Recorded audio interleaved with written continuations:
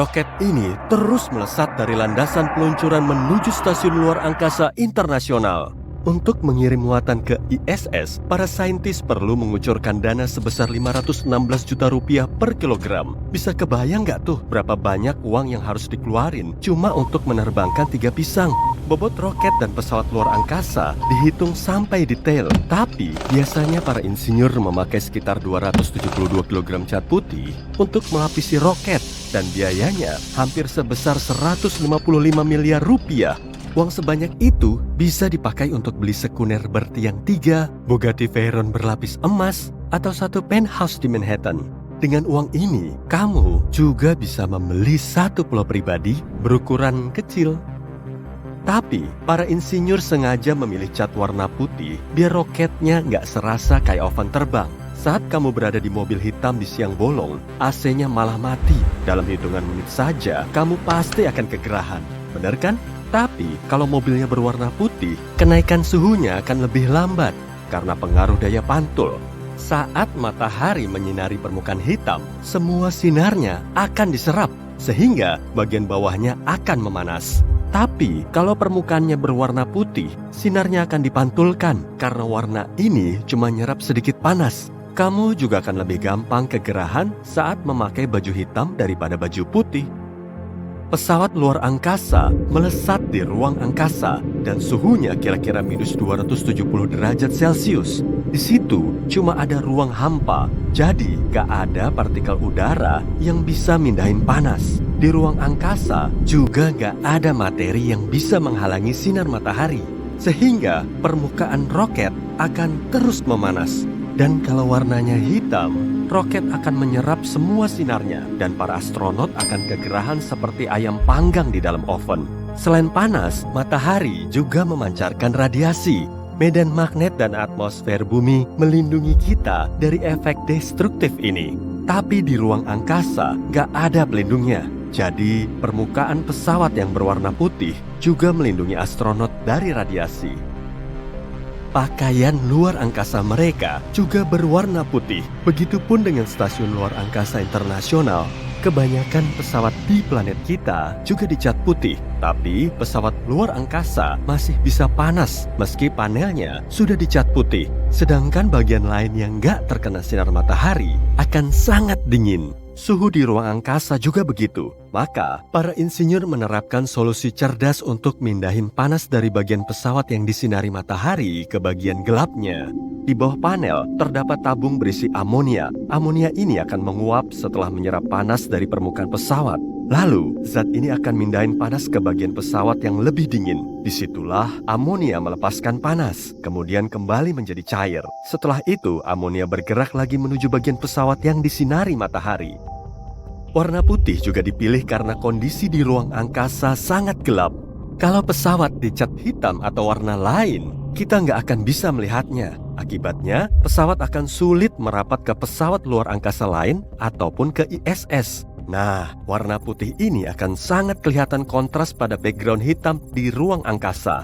Selain itu, kerusakan sekecil apapun akan bisa terdeteksi kalau warnanya putih. Jauh sebelum diluncurkan, pesawat luar angkasa dirakit dari berbagai suku cadang di dalam hanggar. Kemudian, pesawat ini dipindahin ke landasan peluncuran. Kalau proses ini tersendat, para teknisi akan segera melihat goresan atau retakan di panelnya. Kalau ada bagian yang bocor, mereka bisa melihat bercaknya di permukaan putih. Tapi selain permukaan pesawat luar angkasa dan ISS, interiornya juga berwarna putih. Kalau kamu ngelihat foto para astronot di ISS, kebanyakan interiornya berwarna putih atau krem. Alasannya juga masih sama, yaitu daya pantul dari warna itu. Listrik merupakan sumber daya penting di ISS. Mereka perlu hemat saat menggunakan bohlam dan LED. Permukaan putih juga bisa memantulkan sinar bohlam ke seluruh stasiun secara efektif. Dengan begini, kondisi di dalam ISS tetap terang, meskipun alat penerangnya cuma sedikit. Roket bulan asal Amerika ini bernama Saturn V dan diluncurkan pada tahun 1970-an. Wahana ini diketahui sebagai roket pembawa muatan terbesar, terkuat, dan terberat yang pernah dibuat. dan warnanya nggak cuma putih, tapi menariknya, bagian putih ini dicat sedemikian rupa agar bisa memberi perlindungan dari sinar matahari Florida yang terik di sekitar landasan peluncuran. Tapi, di seluruh bodi roket ada garis hitamnya. Dengan adanya garis ini, kamera di bumi bisa mengetahui kecepatan rotasinya. Nah, saat diluncurkan, roket ini terus berputar seperti anak panah yang dilepas dari busurnya. Mekanisme ini bisa membuatnya lebih stabil selama penerbangan. Saat roket diluncurkan dan mulai berputar, semua kamera video langsung mengarah kepadanya. Para ahli menganalisis semua kerangkanya saat mereka melihat video peluncuran itu. Mereka juga mengamati gerakan garis hitam itu. Dengan begini, mereka bisa ngitung kecepatan rotasi roket. Amati pesawat ulang-alik ini deh. Pesawat ini gampang dikenali karena punya tangki oranye yang berisi oksigen dan hidrogen cair untuk mendorong pesawatnya ke dalam orbit. Warnanya menjadi oranye karena tertutup oleh busa isolator. Oksigen dan hidrogen cuma bisa berwujud cair pada suhu super rendah dan tekanan ekstra tinggi. Jadi, para insinyur berupaya melindungi bahan bakar itu biar nggak kepanasan dengan bantuan isolator.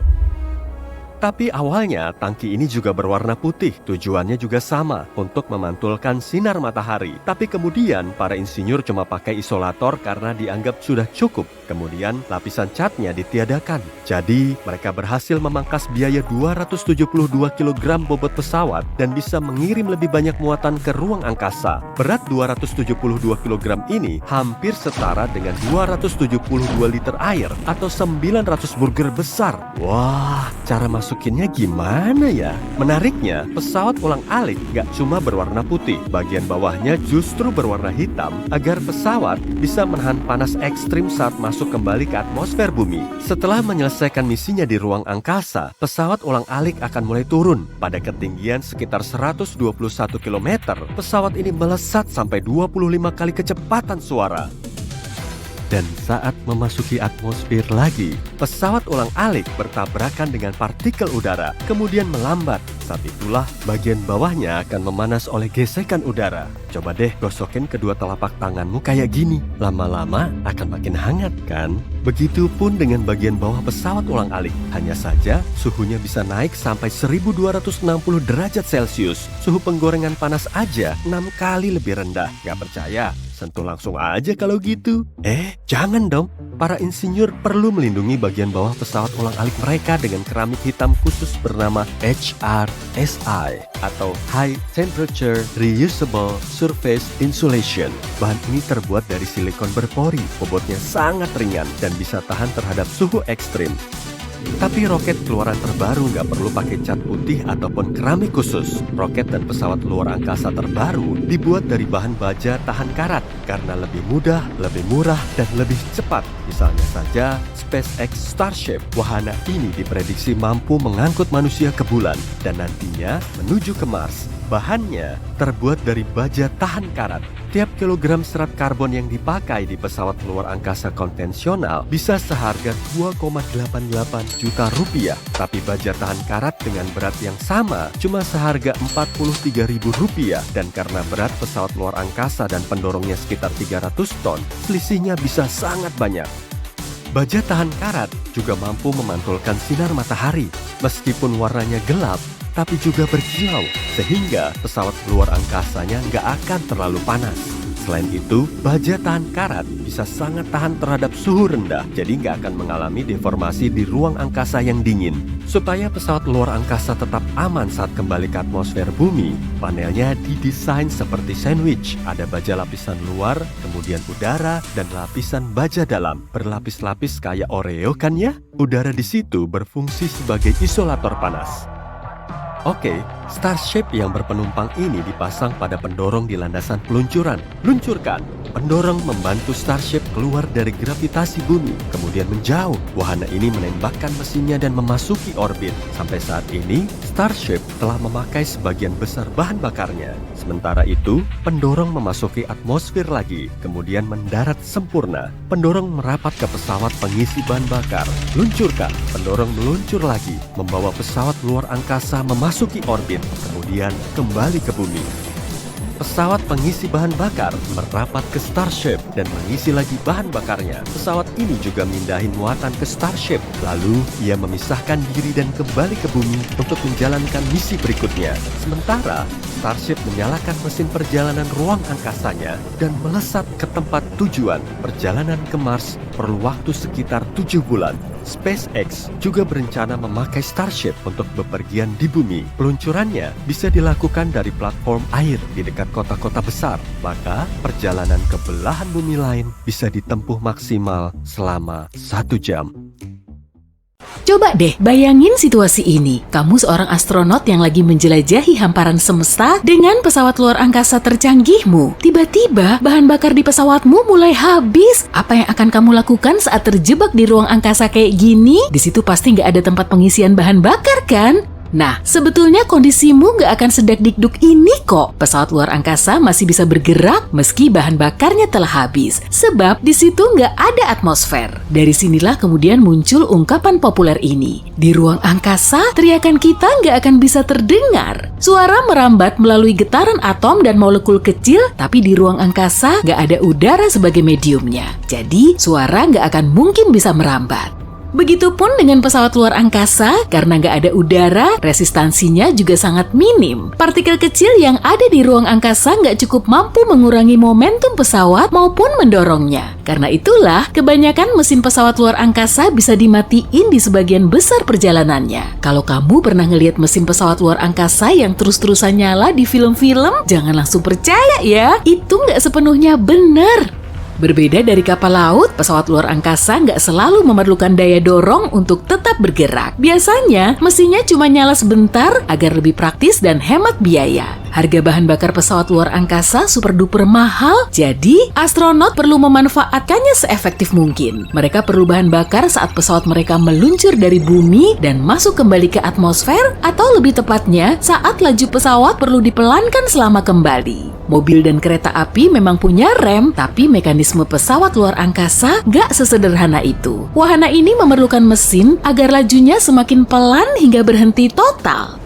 Pendorong besar di depan pesawat perlu diaktifkan secara akurat untuk menghasilkan tarikan yang sesuai hingga kecepatannya berkurang. Tapi proses ini perlu dilakukan dengan penuh presisi. Salah dikit aja, awak di dalamnya bisa langsung gosong. Beneran! Kalau pendorongnya buru-buru diaktifkan, pesawatnya akan langsung terbakar saat masuk kembali ke atmosfer bumi pada kecepatan ribuan kilometer per jam. Dan kalau telat diaktifkan, masalah lain juga bisa timbul. Pesawat bisa melewati orbit bumi sampai kebablasan. Apalagi kebanyakan pesawat luar angkasa nggak punya bahan bakar yang cukup untuk masuk lagi ke orbit bumi. Jadi, perjalanan yang terlalu lelet juga perlu dihindari. Artinya, semua wahana yang kehabisan bahan bakar akan tetap melanjutkan perjalanannya di ruang angkasa pada kecepatan yang sama hingga akhirnya menabrak objek lain. Cuma dengan begini pesawat akan berhenti. Duh, kok kedengarannya agak ngeri ya? Kalau astronot mengalami hal ini, ilmuwan NASA di bumi kemungkinan besar nggak akan mengirimkan misi penyelamatan. Memang agak nyesek ya, tapi bisa dipahami kok. Saat mereka membentuk tim untuk nyari pesawat yang dimaksud, jaraknya udah terlampau jauh di ruang angkasa, sehingga mereka perlu waktu sampai bertahun-tahun untuk mencarinya. Belum lagi, biaya yang harus dikucurkan juga nggak sedikit. NASA menghabiskan biaya rata-rata 2 triliun rupiah untuk meluncurkan pesawat ke ruang angkasa. Uang segitu bisa dipakai buat beli 6 Lamborghini paling mahal. Malahan, NASA perlu menghabiskan kira-kira 700 miliar rupiah untuk mengembangkan dan meluncurkan pesawat luar angkasa pertamanya. Sayangnya pesawat yang udah keluar dari orbit bumi akan sangat sulit pulang lagi tanpa bahan bakar. Hal yang sama juga terjadi pada pesawat Dawn milik NASA pada tahun 2018 lalu. Saat itu Dawn kehabisan bahan bakar hingga terdampar di ruang angkasa. Pesawat ini berhenti memancarkan sinyal ke bumi dan mengakhiri misi 11 tahunnya yang telah memecahkan banyak rekor antariksa. Dawn nggak bisa menghasilkan listrik karena bahan bakarnya telah habis dan panel surya di situ nggak bisa mengarah ke matahari. Dan sampai sekarang, pesawat ini masih melayang-layang tak tentu arah di ruang angkasa. Untung di dalamnya nggak ada astronot. Pesawat Dawn mulai mengorbit planet Katai Sirius yang telah jadi objek investigasi pertamanya. Jadi sederhananya, orbit adalah lintasan melingkar di sekitar bintang, planet, atau bulan. Tapi kan NASA tahu banyak soal pesawat luar angkasa. Kok bisa sih cuma ngebiarin pesawatnya kehabisan bahan bakar begini? Sebetulnya jumlah bahan bakar yang diperlukan dalam perjalanan di ruang angkasa sangat sulit dikalkulasi. Kalau di bumi, gravitasi bisa bikin bahan bakar kendaraan tetap berada di dasar tangki. Dan kita bisa menggunakan sensor apung untuk menghitung jumlahnya di dalam tangki. Tapi mekanisme serupa nggak akan bisa diterapkan di ruang angkasa, karena di situ minim gravitasi. Maka biasanya, tangki bahan bakar bertekanan akan diberi kantong udara sebelum pesawat diluncurkan, supaya bahan bakar di dalam tangki bisa segaris. Semakin banyak konsumsi bahan bakarnya, kantong udaranya juga semakin mengembang. Maka celah tangki juga perlu diperbesar agar bahan bakar di dalamnya mendapat tekanan yang sesuai. Dengan mengamati tekanan ini, mereka bisa tahu sisa bahan bakar pesawat. Penghitungannya jauh lebih rumit daripada kendaraan di bumi kan? Tapi, seandainya pesawat yang kehabisan bahan bakar ini mengangkut astronot, kira-kira berapa lama ya mereka bisa bertahan? Nah, kalau itu sih tergantung pada jumlah air dan makanan yang tersedia di pesawat. Biasanya, NASA menghitung jumlah persis makanan yang diperlukan astronot selama perjalanan mereka. Ini untuk menghindari berat tambahan di pesawat. Tapi untungnya, makanan ini bisa dijatah dan konsumsinya bisa dibagi. Makanan mereka juga dibungkus dalam kemasan khusus supaya nggak busuk. Di situ nggak ada kulkas kan? Kemasan makanan mereka biasanya berupa kantong bening dan elastis supaya bisa dibuka dengan gunting. Semua makanan ini sudah dimasak dan diolah, jadi nggak perlu lagi dimasukin ke kulkas. Kecuali buah dan sayur segar sih. Kedua makanan ini harus segera dimakan supaya nggak busuk. Astronot juga telah bekerja sama dengan ahli gizi agar mereka bisa milih makanan lezat kesukaan mereka. Pilihannya juga ada banyak loh, termasuk sup jamur, makaroni dengan keju, ayam, daging sapi, ham, kacang, dan cookies lezat. Rupanya mereka menyukai koktail udang karena rasanya pedas. Minuman aneka rasa juga tersedia dalam bentuk bubuk, mirip-mirip kayak minuman rasa buah dan kopi instan yang biasa kita minum. Tapi menariknya, astronot sering melaporkan kalau mereka nggak kelaparan di ruang angkasa. Dengan begini, makanan mereka bisa gampang dijatah. Kalau makanannya bisa dihemat, gimana dengan airnya ya? Benda apapun yang diangkut ke ruang angkasa memerlukan biaya yang mahal. Dan bobot air cukup berat, pasti biayanya juga mahal kan? Makanya air nggak bisa terus-terusan diangkut ke ruang angkasa. Untuk mencukupi kebutuhan air, astronot punya sistem air yang sangat kompleks. Caranya, dengan ngumpulin tiap tetes air di sekitar mereka yang aman dikonsumsi, termasuk air bekas yang didaur ulang. Jadi mereka minum air yang difilter dari air bekas mandi, proses pernafasan, sel bahan bakar pesawat luar angkasa,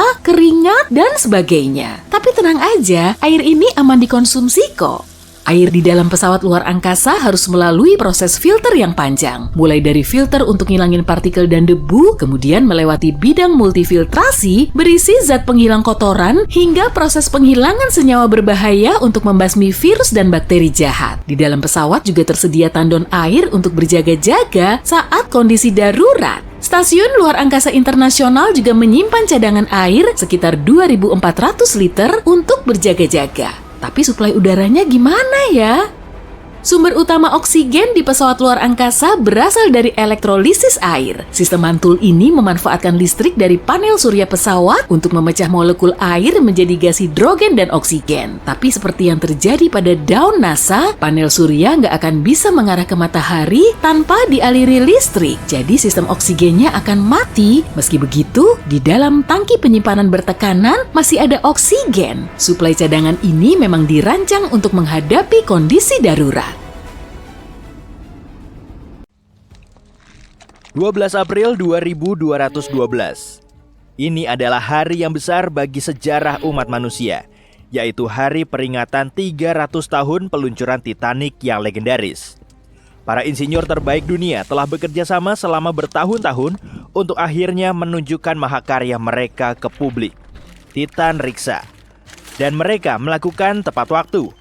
Kapal antariksa yang megah ini sedang menunggu di pelabuhannya, di depan sorotan semua mata dan difoto oleh ribuan orang. Perjalanan ini dijadwalkan pada tanggal 12 April, sama seperti 300 tahun lalu.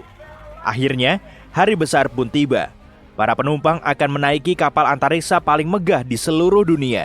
Mereka menjulukinya tak tertandingi. Titan Riksa terdiri dari 12 dek dari kelas 3 di bawah hingga kelas 1 yang paling mewah di atas, dengan pemandangan antariksa yang indah. Kapal ini tengah bersiap diluncurkan. Mesinnya dinyalakan, hitung mundur terakhir dimulai, dan Titan Riksa terbang ke langit. Tak lama, besarnya tidak lebih dari setitik biru besar di langit, kemudian menghilang. Hari pertama penerbangan berjalan sempurna. Kapal meninggalkan atmosfer bumi dalam kurang dari 1 jam, dan penumpang menikmati pemandangan indah di luar. Planet biru dan hijau dengan latar belakang kehampaan luar angkasa hitam. Kapal melambat sedikit seraya memasuki orbit. Ada terlalu banyak satelit dan sampah antariksa yang berputar-putar di sekitar bumi. Titan Riksa harus berjalan dengan hati-hati dan bermanuver di sekitar bongkahan logam yang mengambang di sekitar.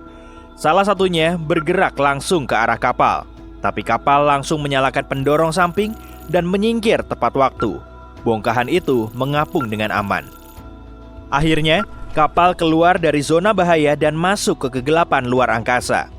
Pendorong belakang kini dinyalakan untuk menambahkan kecepatan dan bergerak menuju sisi terang bulan. Di sanalah tempat tujuan pertama tur tamasya ini. Bumi kian mengecil di belakang, dan setelah jalan menuju satelit alami, para penumpang Titan Riksa bisa mengagumi pemandangan matahari. Bola besar plasma yang membara ini lebih besar dan lebih terang daripada sebelumnya di tengah kegelapan kosmik. Tiba-tiba, kapten kapal membuat pengumuman. Semua penumpang diundang ke dek promenade karena panel surya akan dibuka. Semua penumpang pergi keluar untuk melihat pemandangan itu. Panel perak hitam perlahan muncul dari tempat penyimpanannya, dan bentuk akhir Titan Riksa akhirnya terungkap. Saat energi matahari mulai mengalir ke kapal, kekuatan mesin dorong dikecilkan. Kapal antariksa ini sekarang dalam mode pengumpulan energi, agar perjalanan ke Mars hanya memakan beberapa hari. Titan Riksa perlu melakukan lompatan transit. 5 jam kemudian, pengumuman kedua menggema. Kapal mendekati bulan dan para penumpang dipersilakan melihat satelit alami ini dari dekat. Titan Riksa melewatinya dalam jarak beberapa ribu kilometer, dan bulan terlihat sangat besar. Semua kawah di bulan, bahkan yang terkecil sekalipun, terlihat jelas. Pemandangannya luar biasa. Bulan pun ditinggalkan, dan lampu di kapal meredup. Tidak ada perubahan alami siang dan malam di luar angkasa. Jadi, kru memantau waktu dan meniru pergeseran alaminya. Hari berikutnya tidak menjanjikan pemandangan menarik karena hanya berupa perjalanan panjang dari bulan ke Mars. Para penumpang pun berjalan ke kabinnya masing-masing untuk tidur. 2 hari berikutnya berjalan lancar. Di Geladak terdapat beragam macam hiburan bagi para tamu, dari pusat olahraga dan kolam renang hingga ruang permainan dan aula dansa. Para penumpang juga menghabiskan waktu di sekitar dek promenade untuk menikmati pemandangan antariksa yang tenang, sama sekali tanpa masalah. Di hari keempat, kapten akhirnya mengumumkan bahwa Titan Riksa sedang mempersiapkan lompatan transit dalam 30 menit. Saat waktunya tiba, penumpang hanya merasakan sedikit tarikan seraya kapal besar ini melompati ruang dan waktu untuk masuk ke area sekitar Mars. Banyak penumpang berjalan keluar untuk melihat sang planet merah yang sudah terlihat di tengah kegelapan. Tur ini memasuki tahap akhirnya, tapi pendaratan baru direncanakan saat larut malam.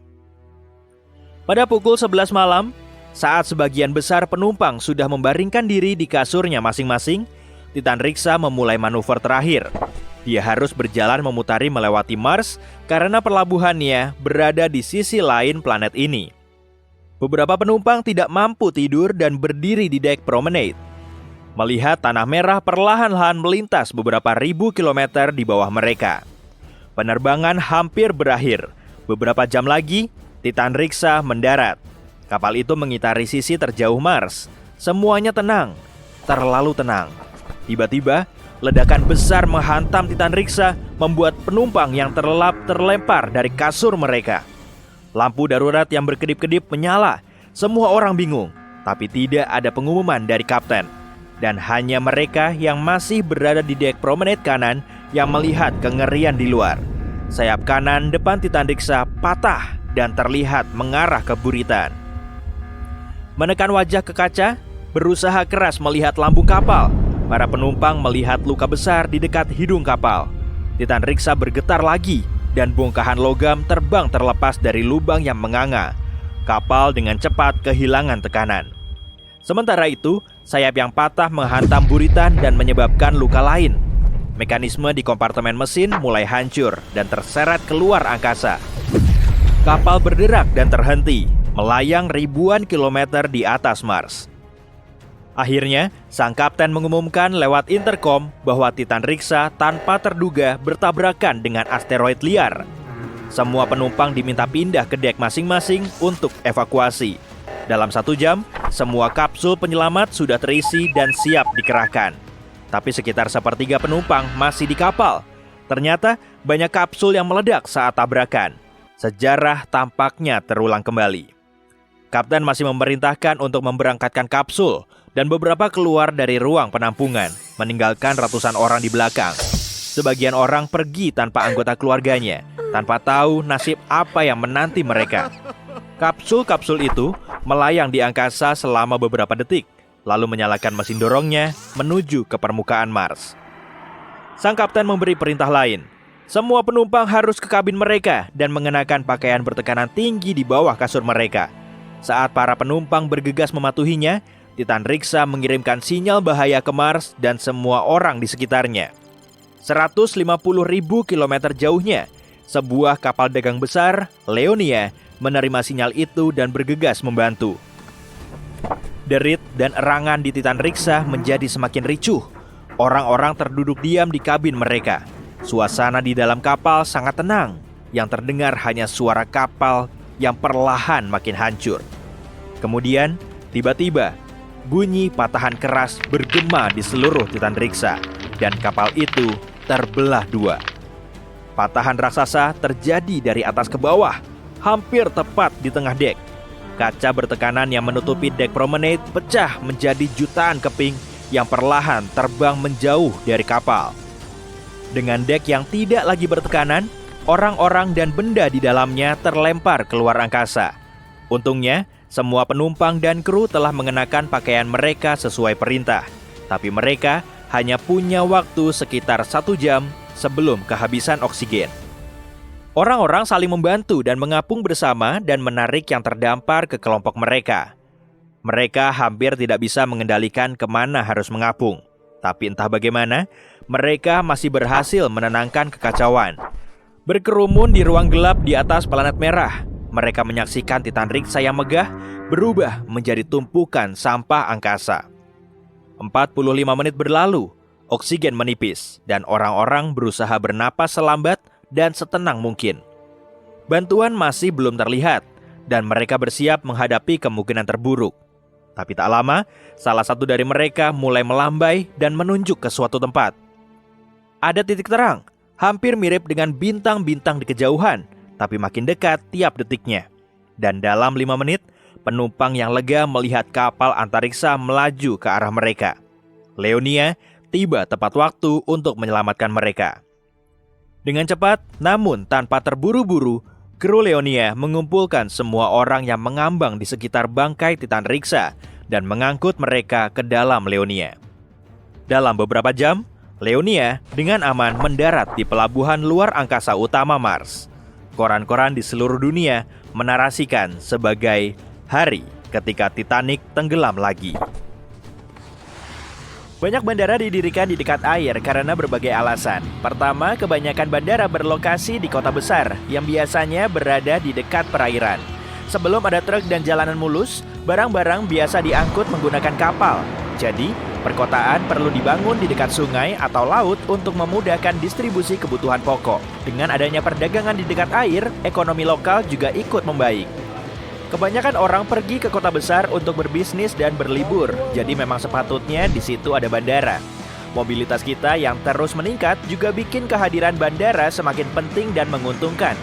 Tapi, nggak cuma itu aja sih alasannya. Kota besar biasanya sangat padat dan bandara perlu dibangun di atas tanah lapang. Nyari tempat lapang di tengah kota yang penuh sesak begitu pasti akan jadi perjuangan tersendiri, iya kan? Area di dekat air biasanya lebih pinggiran, sehingga akan ada lebih banyak tempat luas dibandingkan kota besar yang sudah dipenuhi gedung pencakar langit. Malahan, beberapa negara juga sudah melangkah lebih jauh lagi. Salah satunya Jepang. Tanah di sana super duper langka, sehingga untuk membangun Bandara Internasional Kansai, para arsitek Osaka mulai beralih sejauh 4,8 km dari pantai menuju Teluk Osaka, kemudian membuat pulau. Pulau buatan ini seukuran 4 kali 2,5 km, dan karena ukurannya sangat besar, pulau unik ini bisa teramati dari ruang angkasa. Bandara Kansai berhasil dirampungkan selama 38 bulan, dan dari situ para penumpang bisa melanjutkan perjalanannya menuju pulau utama Honshu dengan mobil, kereta api, atau kapal feri berkecepatan tinggi. Bandara Internasional Kansai mulai beroperasi sejak tahun 1994 dan menjadi bandara pertama di dunia yang dibangun di atas laut. Meski lokasinya di tengah laut, bandara ini punya terminal terpanjang di dunia, yaitu hampir sejauh 1,6 km. Saat pesawat mau mendarat, area di sekitarnya harus benar-benar kosong. Kalau sampai ada penghalang, pesawat akan sulit mencapai bandara. Jadi, gak boleh ada pepohonan, pegunungan, bangunan, dan kabel listrik yang menghalangi. Di atas air, pesawat lebih leluasa saat lepas landas dan mendarat, sehingga kondisi di situ jauh lebih aman. Di pulau yang bergunung-gunung, landasan pacu pesawat biasanya sejajar dengan laut, karena gunungnya ada di area pedalaman. Sama kayak Bandara Gran Canaria yang berlokasi di salah satu kepulauan Kanari. Masalah keselamatan juga perlu dipertimbangkan. Kalau pilot harus membatalkan pendaratan di landasan pacu dan putar balik, area di situ harus cukup luas agar pesawatnya nggak nabrak benda lain. Pesawat ini juga harus bisa mengudara lagi pada sudut aman, supaya nggak memicu masalah bagi para penumpang. Selain itu, pesawat akan mencapai ketinggian jelajah dengan lebih cepat, mudah dan aman saat terbang di dekat air, bukan di kota besar maupun di area bergunung-gunung. Pilot juga dilatih agar bisa mengatasi masalah mesin saat sedang lepas landas. Saat kecepatannya sudah sesuai untuk lepas landas, pesawat harus meninggalkan landasan pacu, meskipun salah satu mesinnya nggak berfungsi. Nggak apa-apa kok, pesawat masih bisa mengudara meski mesinnya cuma satu, tapi memang pilot harus berusaha ekstra keras. Karena kapasitasnya menurun, pesawat perlu waktu lama untuk sampai di ketinggian jelajah. Area yang dipakai untuk lepas landas juga harus lebih luas. Lepas landas menuju laut akan memudahkan pesawat mencapai ketinggian jelajah tanpa perlu memusingkan adanya penghalang. Bandara di dekat air dianggap lebih efektif karena saat elevasinya naik, udaranya semakin tipis. Akibatnya, gaya dorong mesin dan daya angkat sayap akan berkurang. Dengan kata lain, pesawat akan lebih sulit lepas landas kalau bandaranya berada di ketinggian.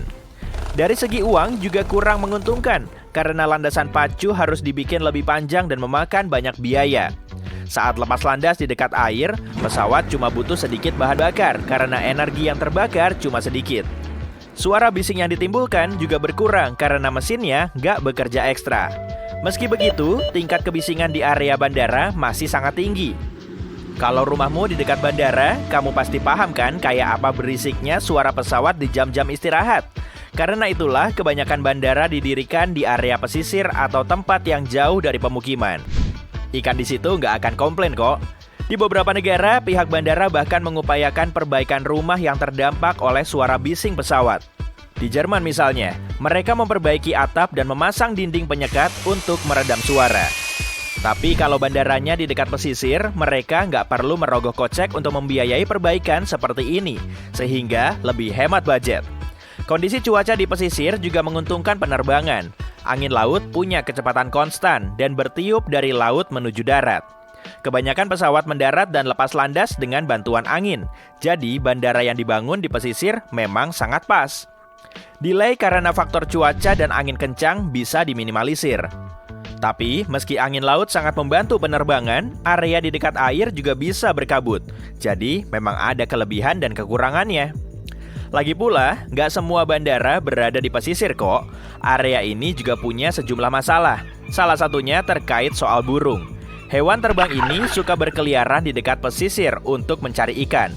Dan para pilot bisa sangat kelimpungan dibuatnya. Tapi bandara juga punya trik jitu untuk mengatasi masalah ini. Burung kurang suka dengan suara berisik seperti bunyi pesawat. Bandara juga mengeluarkan bunyi-bunyian keras dan melatih elang untuk menjatuhkan burung yang menghalangi pesawat. Yang jelas, bandara di dekat laut rawan banjir. Biaya pembangunan bandara sangatlah mahal dan pesawat juga bukan barang murah. Pada tahun 2018 lalu, Bandara Kansai diterjang banjir yang dipicu topan Jebi. Semua aktivitas di bandara terpaksa dihentikan selama 2 hari karena air bahnya terlalu tinggi hingga merusak mesin pesawat.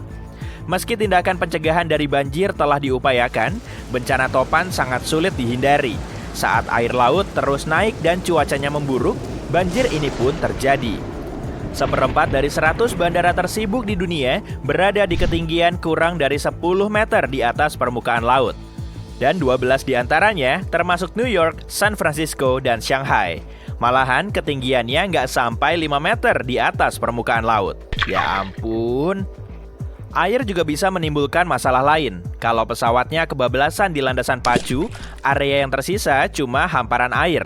Hal seperti ini bisa terjadi kalau pilot salah menaksir panjang landasan pacu dan nggak mencapai kecepatan lepas landas di saat yang pas. Biasanya, ada tambahan beton atau rumput sebagai jalan pesawat kalau bandaranya ada di darat. Nah, kalau sampai terjadi insiden seperti ini, pesawat akan mengalami kerusakan ringan. Tapi kalau bandaranya di pesisir, pesawatnya kemungkinan akan langsung nyemplung ke air. Tapi untungnya, ada teknologi baru yang bisa mencegahnya. Dengan perangkat ini, pilot bisa memasukkan semua kalkulasi penerbangan, termasuk kondisi cuaca yang bisa mempengaruhi proses lepas landas. Sistem ini kemudian akan menghitung panjang landasan pacu yang diperlukan pesawat untuk berhenti. Banyak bandara juga telah menambahkan beton lunak di ujung landasan pacu untuk mencegah bencana tersebut. Saat meluncur di atas beton ini, pesawat akan macet dan segera berhenti. Ada juga masalah terkait keuangan. Sewa tanah di dekat pesisir dan danau umumnya lebih mahal daripada di tengah-tengah daratan. Di Amerika Serikat saja, 40% penduduknya tinggal di pesisir, meskipun pesisirnya cuma 10% dari total daratan. Bandara perlu dibangun di atas tanah yang rata, dan tanah seperti ini juga sulit dicari. Parahnya lagi, tanah pesisir bisa menimbulkan masalah karena berpasir atau berawa. Tapi bukan berarti mustahil sih. Salah satu bandara paling terkenal di dunia, yaitu Bandara JFK New York, dibangun di atas tanah berawa, yang harganya lebih murah dan gak begitu bermanfaat. Agar tanahnya bisa menahan beban berat, pasti diperlukan banyak biaya kan? Tapi semuanya bisa diatasi. Meski tanah berawa, area seluas itu sangat jarang ditemui, karena lokasinya ada di dekat salah satu kota paling sibuk di dunia. Menonton adegan tertentu dari film Gravity saja sudah menakutkan, apalagi membayangkan apa yang akan terjadi jika kamu benar-benar berakhir di kehampaan yang dingin dan tak berujung yang disebut ruang angkasa, tanpa mengetahui apakah kamu akan bisa kembali. Tapi anggaplah kamu benar-benar berada di atas sana. Kamu sangat bersemangat dengan perjalanan antariksa pertamamu. Kedengarannya berisiko, tapi ini adalah sesuatu yang sering dilakukan oleh para astronot di Stasiun Luar Angkasa Internasional. Sangat mudah untuk memahami mengapa kecelakaan di tempat kerja jauh lebih menakutkan di sana daripada di tempat kerja biasa di bumi. Tapi itulah kenapa kamu memiliki lebih banyak pelatihan dan peralatan khusus untuk menjagamu tetap aman. Pertama, para astronot selalu terikat pada pesawat ruang angkasa dengan penambat sehingga mereka tidak melayang seperti balon helium. Mungkin terlihat bahwa berjalan-jalan di luar angkasa adalah hal yang sangat besar, sehingga ISS harus berhenti ketika para astronot sedang melakukan kegiatannya. Tapi kenyataannya tidak seperti itu. Jika ISS berhenti, ISS akan langsung jatuh ke planet kita. Jadi, begitu astronot berada di orbit yang stabil, mereka akan tetap berada di orbit tersebut kecuali ada kekuatan baru yang bekerja.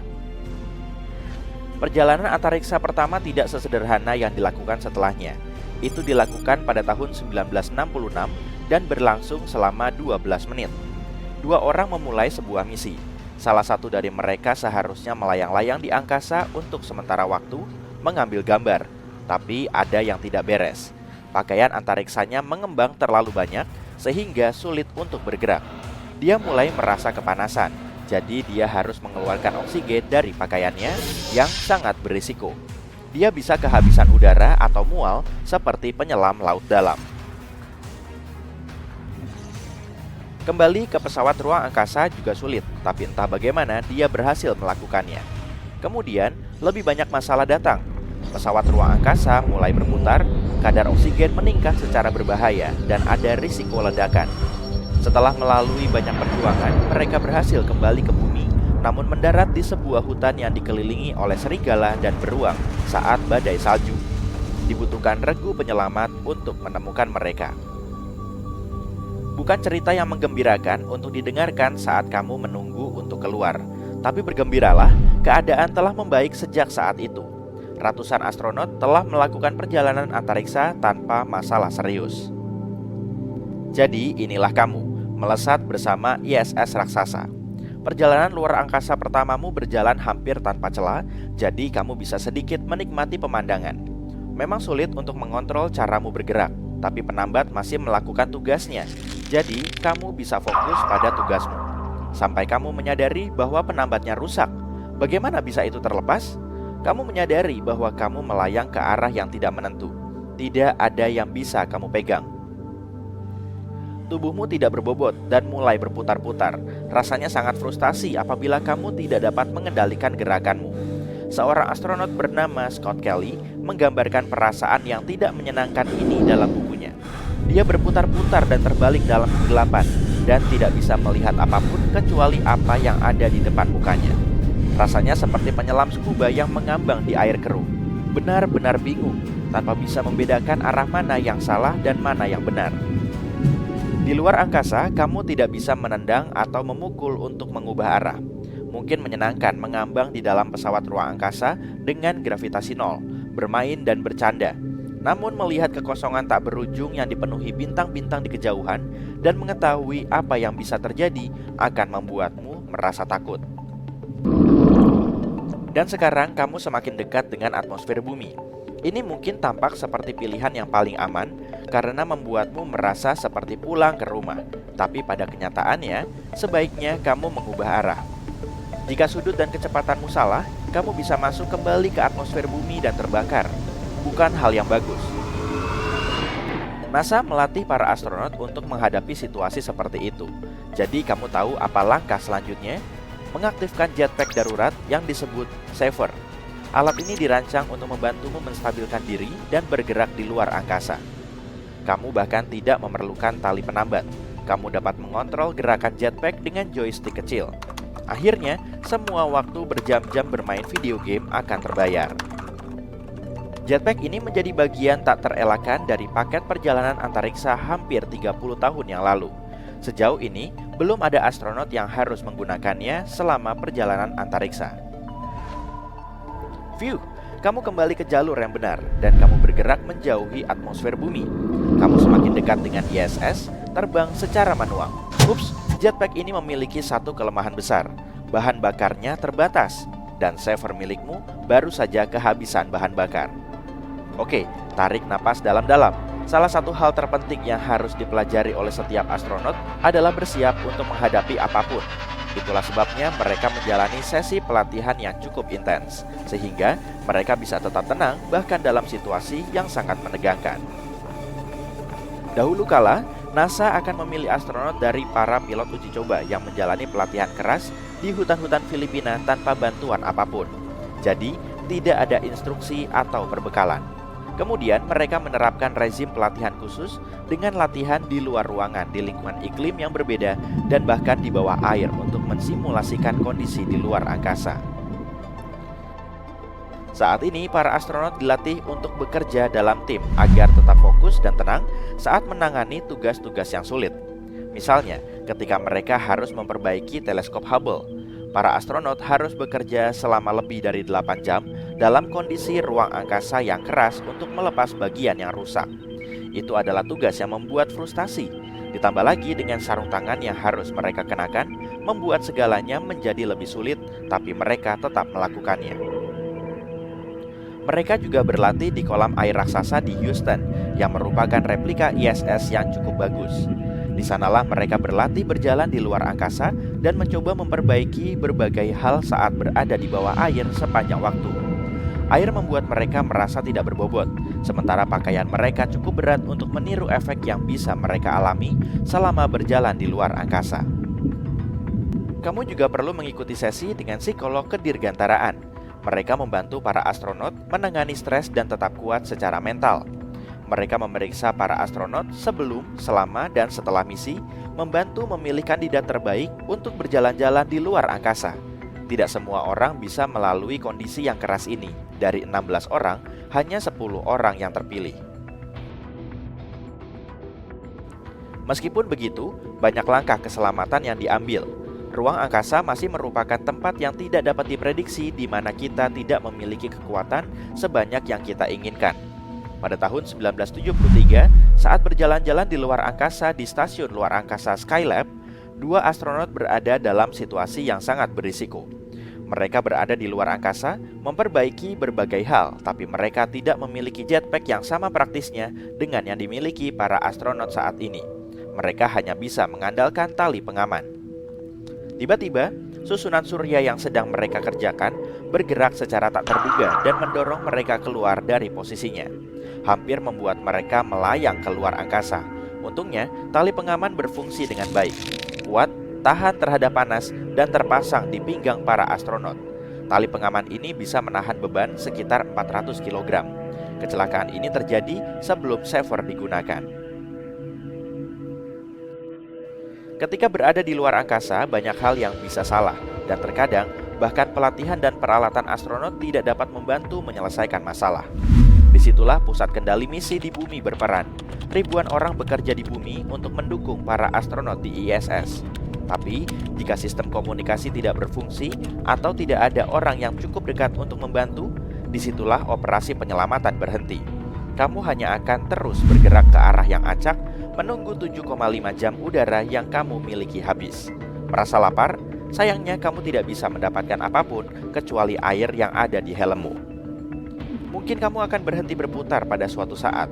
Pemandangannya akan sangat menarik. Kamu akan melihat matahari terbit dan terbenam sekitar 5 kali, tergantung di mana kamu berada. Dan ketika kamu semakin jauh dan bumi berubah menjadi titik kecil yang hilang di antara asteroid, bintang-bintang dan puing-puing ruang angkasa, sebuah gambaran acak akan muncul di benakmu. Matahari terbenam yang memukau di pantai, suara deburan ombak, dan pizza kesukaan. Sekarang, sejauh ini, itu hampir seperti bagian dari dimensi lain.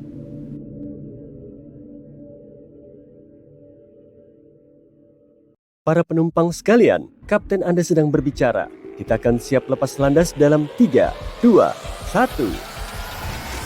Tinggal di pesawat luar angkasa rasanya seperti cerita dalam film fiksi ilmiah. Tapi lambat laun hal ini berubah menjadi sebuah rencana untuk impian masa depan. Mari kita bayangkan bagaimana jadinya. Tanpa basa-basi lagi, aku akan mulai dengan cahaya. Di bumi, berkat atmosfer, langit menyebarkan cahaya matahari. Jadi, kita mendapatkan cahaya dari berbagai arah. Lalu, ada bayangan, kontras, dan cahaya sekitar. Namun, di dalam pesawat ruang angkasa, tidak ada langit untuk menciptakan cahaya sekitar yang sejuk. Saat kamu berada di pesawat ruang angkasa di dalam tata surya, satu sisi pesawat bisa diterangi oleh matahari atau bintang lain, dan satu sisi lagi bisa berada dalam bayangan. Bayangkan saja bulan sabit. Jika pesawat ruang angkasamu berhasil pergi jauh dari sistem tata surya manapun, kamu mungkin akan mengucapkan selamat tinggal pada sisi terang pesawat. Kamu akan berada sangat jauh dari semua bintang, jadi pesawat akan terbang dalam kegelapan. Namun, jangan khawatir, teknologi canggih mungkin akan menemukan cara untuk meniru cahaya matahari.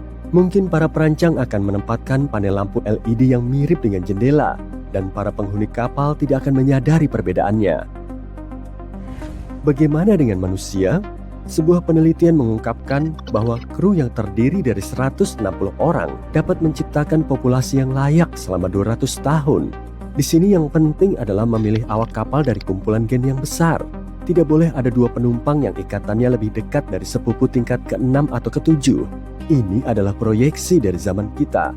Siapa tahu, mungkin ratusan tahun kemudian, seluruh negara akan tinggal di dalam pesawat luar angkasa. Negara tetanggamu di bumi akan menjadi tetanggamu di luar angkasa. Hal ini mengingatkanku pada adegan di film Thor, Ragnarok, ketika para Asgardian yang selamat dari Hela melarikan diri dengan pesawat Grandmaster. Mereka pergi ke bumi untuk menetap. Mungkin kita akan pergi ke Proxima Centauri b. Ini adalah eksoplanet atau istilah yang digunakan untuk mendefinisikan planet-planet di luar tata surya kita. Proxima b berada di sistem bintang lain, dan sebagian ilmuwan percaya bahwa sistem ini memiliki potensi. Sebagian dari mereka meyakini kalau ada kemungkinan air dalam wujud cair di permukaan planet. Hal ini penting karena planet ini merupakan eksoplanet tetangga terdekat. Ya, yang terdekat, tapi jaraknya hampir 40 triliun kilometer. Untuk lebih memahami jarak ini, aku akan memberikan sebuah perbandingan. Saat ini, salah satu wahana antariksa tercepat yang kita miliki, yaitu New Horizons, melaju dengan kecepatan lebih dari 50.000 km per jam. Tapi, bahkan dengan kecepatan ini pun masih butuh ribuan tahun untuk sampai ke Proxima b. Semoga saja kita bisa menemukan cara untuk membelokkan persamaan ruang waktu. Kalau mau realistis, opsi pertama lebih mungkin terjadi. Anggap saja kita melakukan perjalanan dengan pesawat ruang angkasa tercepat. Ini masih akan menjadi perjalanan beberapa ratus tahun. Hal ini membawa kita pada masalah kecil lainnya, rentang hidup manusia. Awak yang sama tidak akan bertahan sampai akhir perjalanan. Di sini, pesawat generasi bisa digunakan sebagai solusi. Sekelompok orang dewasa memasuki pesawat, kemudian anak-anak mereka, lalu anak-anak mereka. Begitulah sampai umat manusia akhirnya mencapai planet baru. Ada dua alternatif lain. Jika para peneliti berhasil menemukan cara untuk membuat manusia hidup selama berabad-abad, kita tidak akan membutuhkan pesawat generasi. Demikian pula, mungkin ada sistem untuk membekukan manusia. Butuh 20.000 orang untuk memulai populasi yang sehat di planet baru. Untuk saat ini, aku ingin tetap menggunakan skenario pertama. Beginilah rasanya tinggal di pesawat ruang angkasa generasi. Kencan tidak akan seromantis di bumi. Mungkin akan ada ahli genetika yang akan mengatur reproduksi. Aturan akan menjadi ketat. Di setiap generasi harus ada tugas tertentu yang harus dikelola. Seseorang harus menjadi dokter dan yang lain harus menjadi tukang ledeng. Generasi baru mungkin akan menjalani tes perencanaan karir. Setiap orang akan ditugaskan untuk bekerja berdasarkan kemampuan, bakat, minat, dan pekerjaan yang tersedia. Hal ini mengingatkanku pada Snowpiercer, tapi mudah-mudahan segala sesuatunya akan berjalan secara manusiawi dan lebih baik dalam versi ini. Manusia membutuhkan air dan mereka akan menciptakan limbah. Pada saat itu, mungkin kita tidak akan bergantung pada plastik. Ditambah lagi, daur ulang mungkin akan berada di tingkat yang lebih tinggi. Tetap saja, kita akan membutuhkan air. Manusia yang sehat membutuhkan hampir 300 galon air per tahun. Tidak mungkin mereka akan singgah di sebuah planet dan mengisi ulang cadangan air. Jadi, bagaimana cara penghuni pesawat ruang angkasa mengatasi masalah ini? Sudah ada sistem untuk mendaur ulang limbah astronot menjadi air murni. Masalah berikutnya adalah rumah sakit. Sebuah pesawat luar angkasa mungkin hampir tidak memiliki bakteri atau mikroba. Manusia membutuhkannya untuk sistem kekebalan tubuh yang lebih kuat. Jika manusia terlalu terisolasi lalu mendarat di sebuah planet, mereka mungkin akan mengalami kesulitan untuk mengatasi kondisi di sana. Perisai juga sangat penting.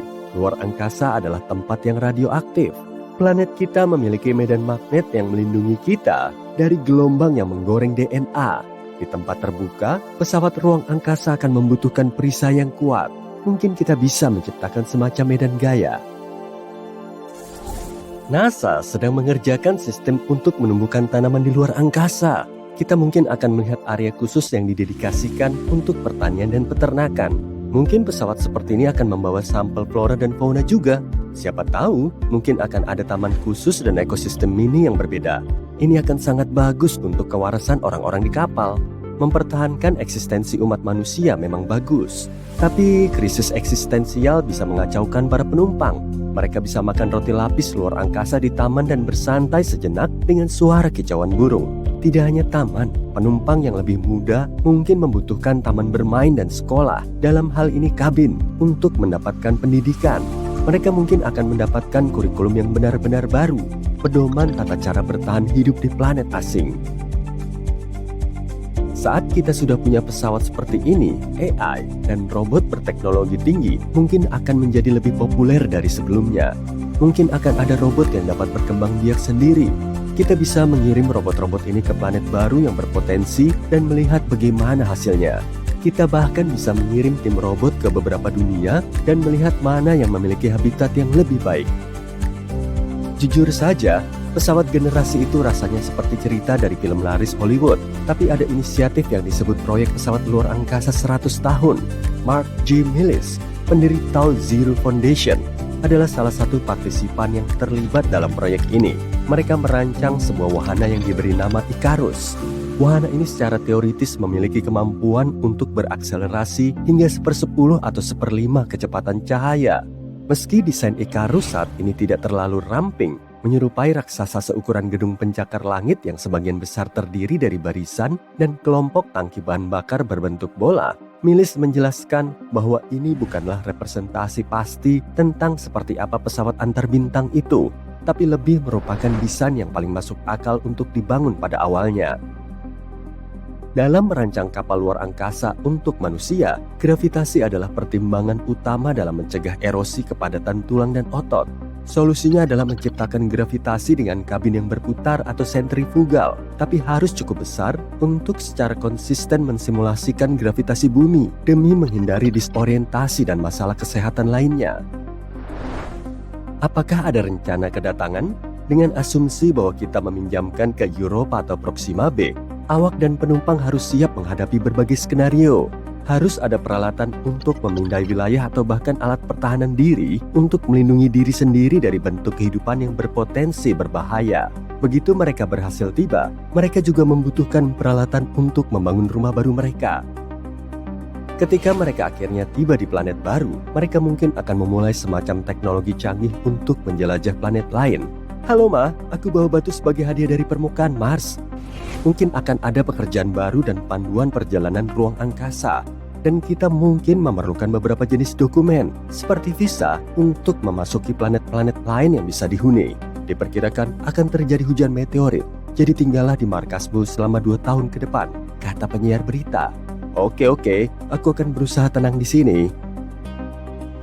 Jadi bagaimana kamu membayangkan sebuah pesawat yang mampu mengangkut manusia dari satu tata surya ke tata surya lainnya? Apakah pesawat itu akan memiliki semacam sayap atau akan terlihat seperti roket? Ayo ceritakan tentang desain yang ada di bayanganmu.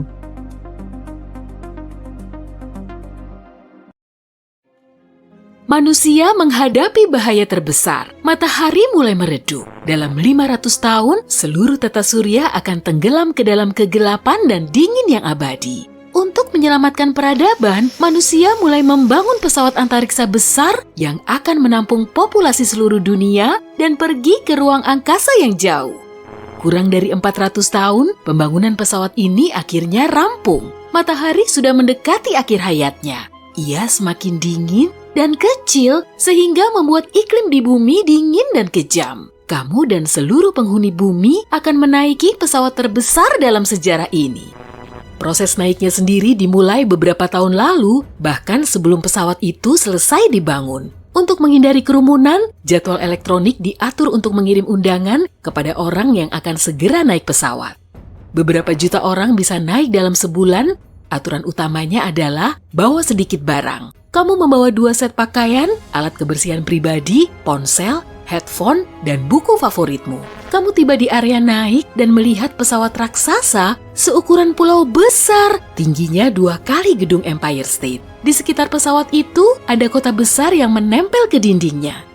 Pegawai konstruksi dan ahli teknik telah tinggal di sini selama puluhan tahun. Kamu berdiri dalam salah satu dari 100 antrean panjang. Akses ke pesawat diperbolehkan untuk orang yang punya identitas valid. Identitas itu terhubung pada area istirahat orang tersebut, lalu setiap orang diberi ruangan seukuran 2 meter persegi. Ada sebuah kasur dan sebuah nakas di dalamnya. Tentu akan memakan lebih sedikit ruang jika orang tidur dalam kapsul dan terbang ke planet baru. Tapi planet yang sesuai untuk kehidupan belum ditemukan, jadi pesawat itu akan menjadi rumahmu untuk jangka panjang. Sebagian besar ruang pesawat dipenuhi oleh ruang mesin. Generator daya besar dan mesin kuat akan menopang gerakan jangka panjang pesawat berat di luar angkasa. Akhirnya, proses naik dan beres-beres selesai, mesin pun dinyalakan. Sebuah suara dari pengeras suara terdengar di pesawat, hitungan mundur dari 10. Ini adalah detik-detik terakhir kamu di bumi.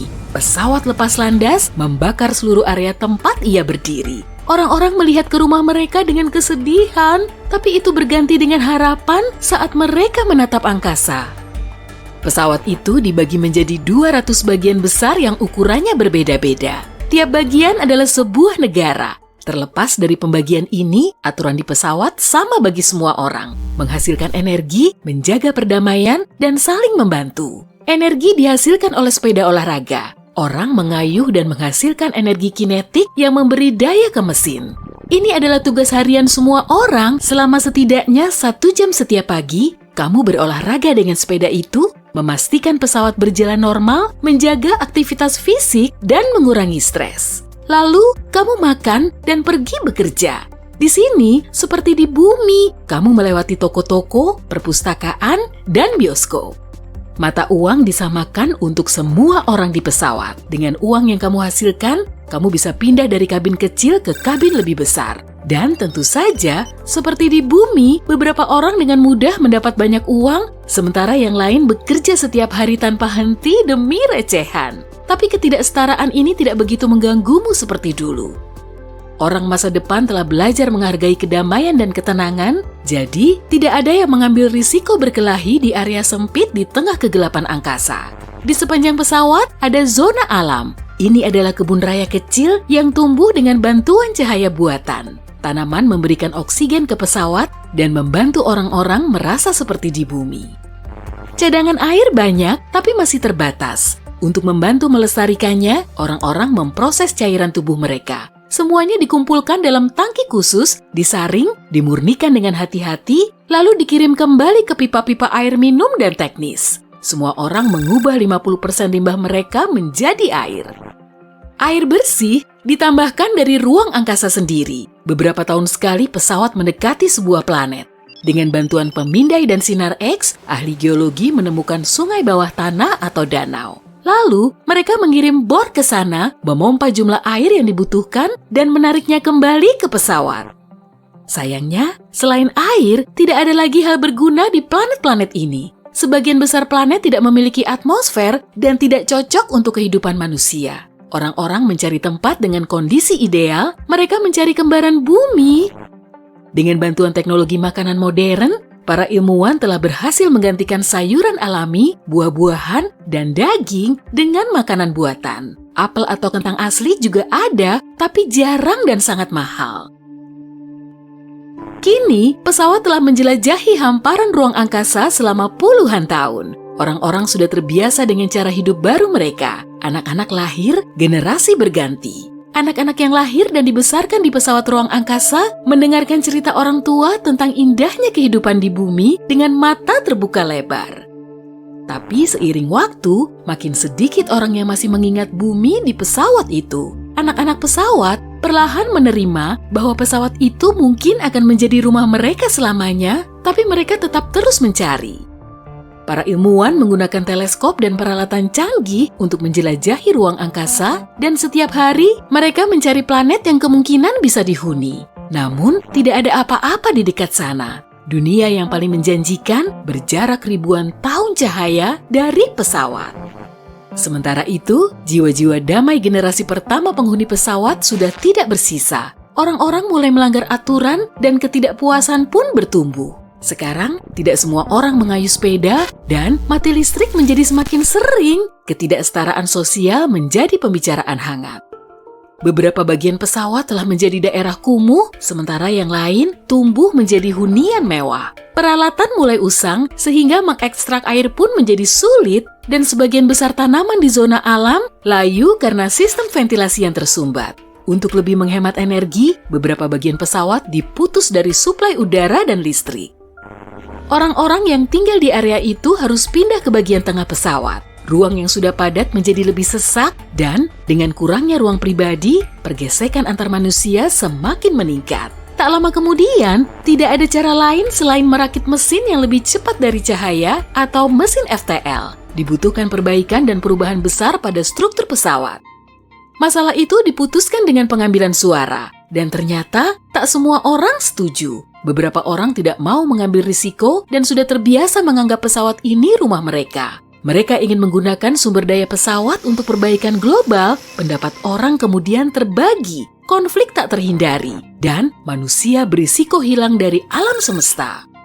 Penyelesaian datang secara tak terduga dari bahaya yang akan terjadi. Ternyata, pesawat itu bergerak menuju sabuk asteroid yang padat dan lebar. Benda angkasa ini sangat berdekatan sehingga pesawat sulit untuk bergerak. Tabrakan pada kecepatan saat ini tidak bisa dihindari. Satu-satunya harapan untuk manusia adalah merakit mesin FTL dengan sebaik-baiknya. Pekerjaan itu butuh waktu berbulan-bulan, tapi hal itu menyatukan manusia sekali lagi. Semua orang bekerja sepanjang hari dan malam, mereka hanya tidur secukupnya untuk memulihkan tenaga. Sebagian orang membantu merakit mesin, sebagian lagi mengayuh sepeda untuk menghasilkan energi. Sekali lagi, ada secercah harapan bahwa manusia akan menemukan dunia baru dengan cukup ruang untuk semua orang. Risikonya besar, tapi tidak ada pilihan lain. Energi hanya cukup untuk satu percobaan melompat. Jika gagal, manusia bisa terdampar di luar angkasa dengan pesawat antariksa yang rusak. Sebelum melompat, orang-orang mengirim kapsul dengan informasi tentang manusia ke ruang angkasa. Mereka mengunggah video, film, musik, dan seluruh sejarah manusia ke beberapa diska keras besar. Ini satu-satunya kesempatan untuk meninggalkan jejak kecil di alam semesta jika mereka gagal.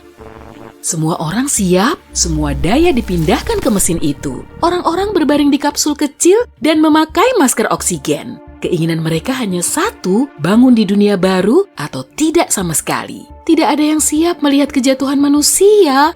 Kapsul mulai dikunci. Orang-orang menutup mata. Mesin dinyalakan, hitung mundur dimulai. 3, 2, 1, lompat!